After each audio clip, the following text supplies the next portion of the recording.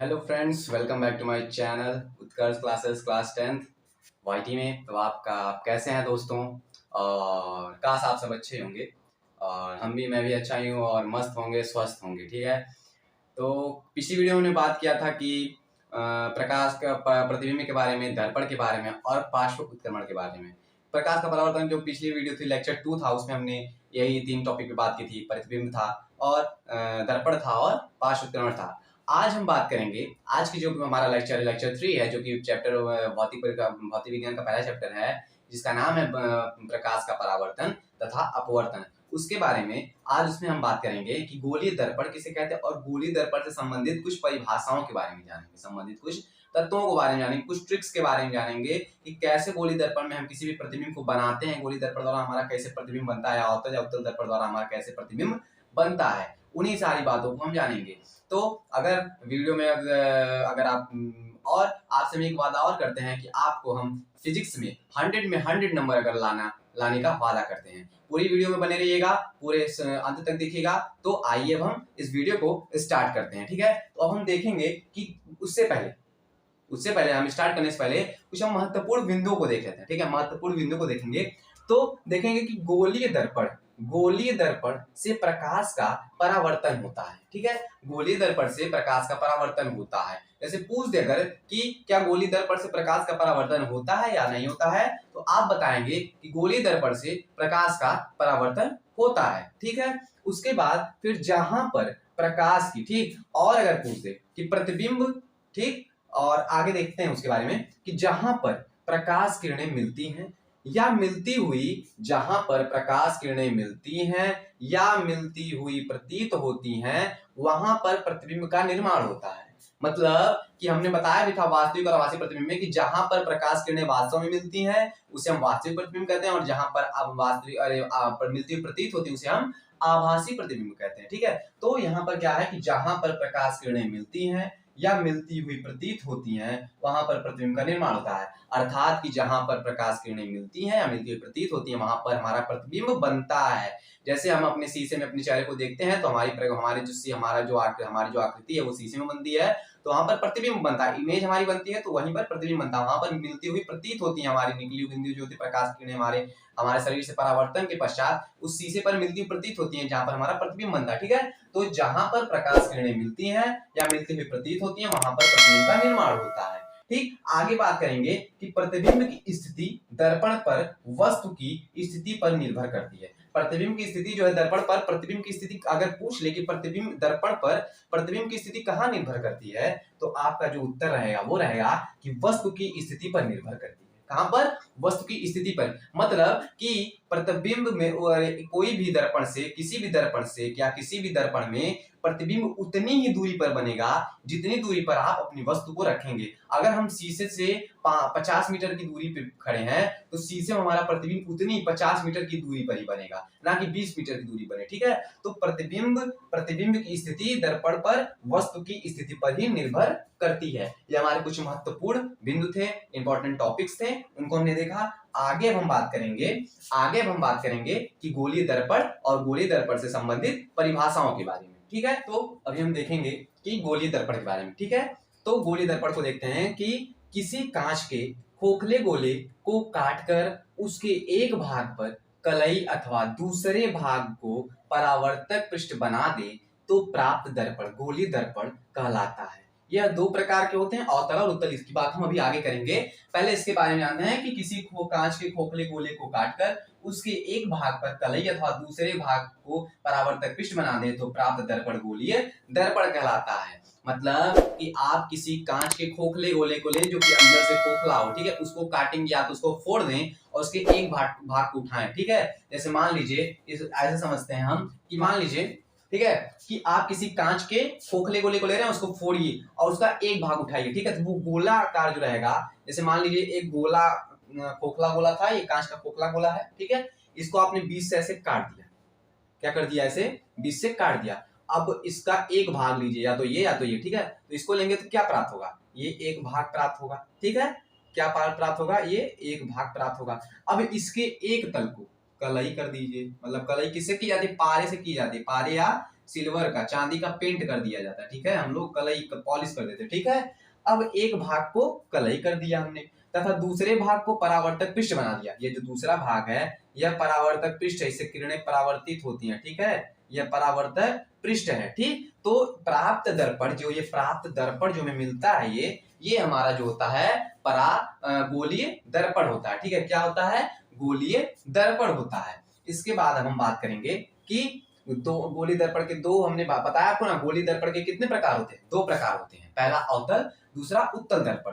तो अवतल दर्पण के बारे में हम बात करेंगे। किसके बारे में? अवतल दर्पण के बारे में, ठीक है।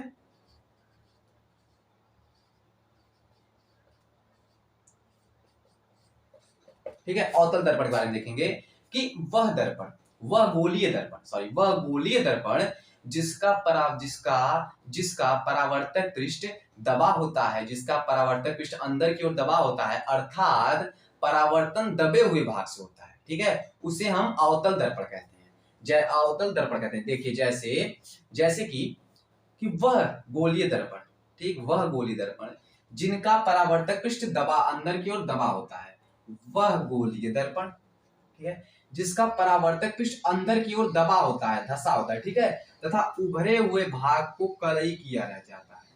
दबा हुआ भाग जो होता है वो दबे हुए भाग से परावर्तन होता है तथा उभरे हुए भाग को हम कलई की रहते हैं। इस दर्पण को हम अवतल दर्पण कहते हैं। क्या कहते हैं? अवतल दर्पण कहते हैं। ऐसे दर्पण जिनका परावर्तक पृष्ठ अंदर की ओर दबा हो उसे हम अवतल दर्पण कहते हैं, ठीक है। अब बात आएगी कि इसकी परिभाषा आपने समझी ना, कि कैसे, कि वह गोलीय दर्पण जिसका परावर्तक पृष्ठ अंदर की ओर दबा हो उसे गोलीय दर्पण कहते हैं, अर्थात दबे हुए भाग से परावर्तन हो उसे हम अवतल दर्पण कहते हैं। सॉरी, गोलीय दर्पण नहीं, अवतल दर्पण कहते हैं, ठीक है। अब हम बात करेंगे उत्तल दर्पण के बारे में। किसके बारे में बात करेंगे? उत्तल दर्पण के बारे में, ठीक है। उत्तल दर्पण के बारे में, यह जो होता है इसका उल्टा होता है, अवतल दर्पण का उल्टा। अवतल दर्पण में क्या हमने बताया कि परावर्तन जो होता है वो दबे हुए भाग से होता है, इसमें जो परावर्तन होगा वो उभरे हुए भाग से होगा। यह जो दर्पण होता है उत्तल दर्पण, यह इस प्रकार से कुछ बनता है, ठीक है। और इसमें जो है दबे हुए भाग पर कलई की रहती है, धसे हुए भाग पर कलई की गई रहती है तथा उभरे हुए भाग से परावर्तन होता है। क्या होता है? उभरे हुए भाग से परावर्तन होता है। ऐसे प्राप्त दर्पण को, इस दर्पण को हम उत्तल दर्पण कहते हैं, अर्थात कि वह गोलीय दर्पण जिसका परावर्तक पृष्ठ उभरा हुआ हो तथा दबे हुए भाग पर कलई की गई हो उसे हम उत्तल दर्पण कहते हैं, ठीक है। मतलब कि ऐसे गोलीय दर्पण जिनमें उभरे हुए भाग से परावर्तन होता है उसे हम उत्तल दर्पण कहते हैं, ठीक है। क्लियर? इतना बात क्लियर हो गई। उत्तल दर्पण अवतल दर्पण के बारे में आपने समझा ना, इतनी बात क्लियर। अब हम आगे जो बात करेंगे वो हम करेंगे कि गोलीय दर्पण से संबंधित कुछ परिभाषाओं के बारे में, ठीक है। तो हम गोलीय दर्पण से संबंधित कुछ परिभाषाओं के बारे में बात करेंगे कि गोलीय दर्पण से संबंधित कुछ महत्वपूर्ण परिभाषाओं के बारे में, ठीक है। तो सबसे पहले जो बात करेंगे हम वो करेंगे दर्पण का ध्रुव, ठीक है।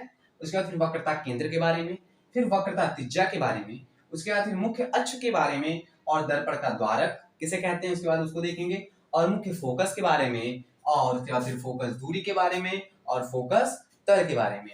इन 8 चीजों को हम एक बार फिर देखेंगे, ठीक है। और उसके बाद फिर एक एक करके हम आपको दिखाते हैं, ठीक है। दर्पण का जो ध्रुव होता है इसे हम P से प्रदर्शित करते हैं। दर्पण का जो ध्रुव होता है इसे हम कैपिटल P से प्रदर्शित करते हैं।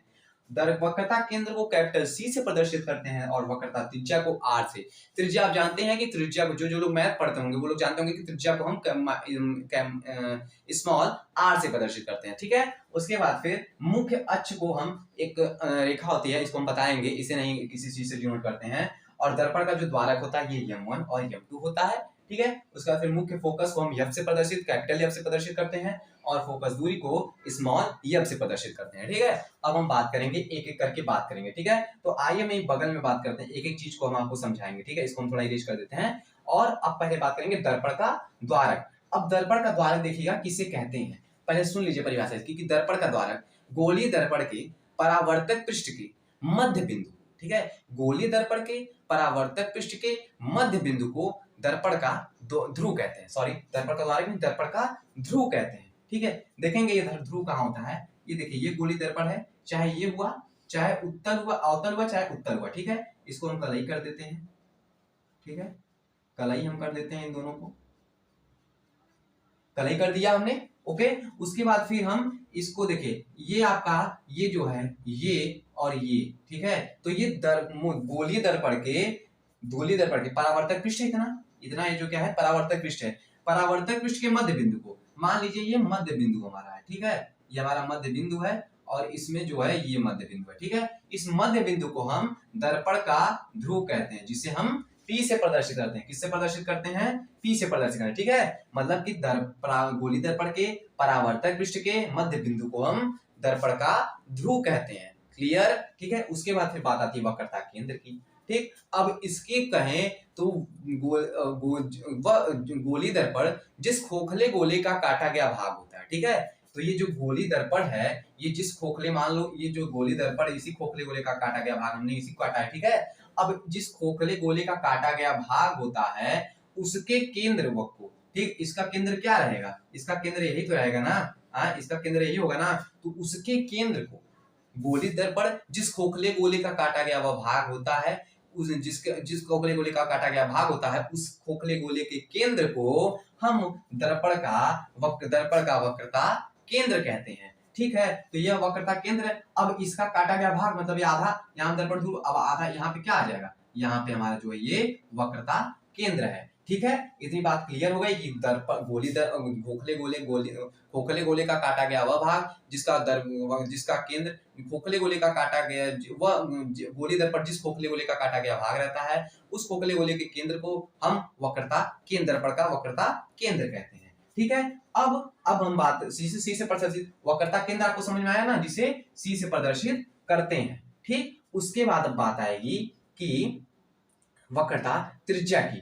अब त्रिज्या जो मैथ पढ़ते हो जानते हो कि नहीं, दो वस्तु के बीच की दूरी को हम त्रिज्या कहते हैं। ठीक है, तो वक्रता केंद्र तथा दर्पण के ध्रुव, वक्रता केंद्र तथा दर्पण के ध्रुव के बीच की दूरी को, के बीच यहां से लेके यहां से के बीच की दूरी को हम क्या कहते हैं? वक्रता त्रिज्या कहते हैं, जिसे स्मॉल r से प्रदर्शित करते हैं। ठीक है, कि वक्रता केंद्र तथा दर्पण के ध्रुव के बीच की दूरी को हम वक्रता त्रिज्या कहते हैं, जिसे स्मॉल r से प्रदर्शित करते हैं। ठीक है, अब उसके बाद, ठीक है, इतना समझ में आया। अब उसके बाद हम देखेंगे मुख्य अक्ष। ठीक है, मुख्य अक्ष किसे कहते हैं? तो वक्रता केंद्र तथा दर्पण के ध्रुव को मिलाने वाली रेखा को हम मुख्य अक्ष कहते हैं। ये जो रेखा जा रही है ये हमारी क्या है? मुख्य अक्ष है। क्या है? मुख्य अक्ष है। क्या है? मुख्य अक्ष है। ठीक है, अब उसके बाद फिर बात आती है दर्पण का द्वारक।